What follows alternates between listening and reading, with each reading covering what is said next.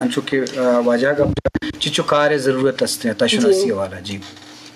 دیکھیے عطا شاد کی جو شخصیت ہے، جس طرح بڑی اچھی بات کی کریم صاحب نے کہ یہ کتاب صرف ڈیزرو نہیں کرتے، ان کی ایک ایک غزل میں کئی کتابیں لکھی جا سکتی ہیں،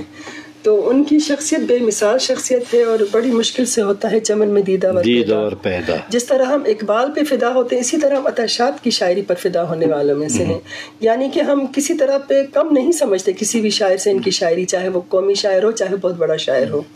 تو اس حوالے سے ان کی ایک ایک غزل میں کا ایک ایک مصرع جیسے ایک پیغام ہے،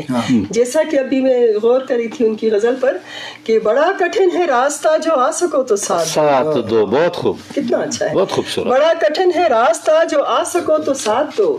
یہ زندگی کا فاصلہ مٹا سکو تو ساتھ دو، اور بڑے فریب کھاؤ گے بڑے ستم اٹھاؤ گے، بڑے فریب کھاؤ گے بڑے ستم اٹھاؤ گے، یہ عمر بھر کا ساتھ ہے نبھا سکو تو ساتھ دو،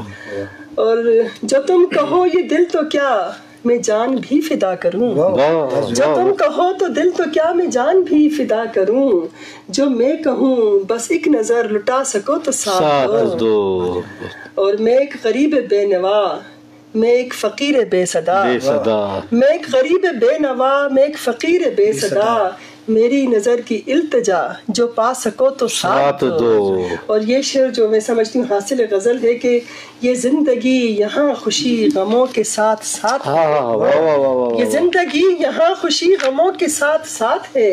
رلا سکو تو ساتھ دو ہنسا سکو تو ساتھ دو، کیا کہنے، کیا کہنے۔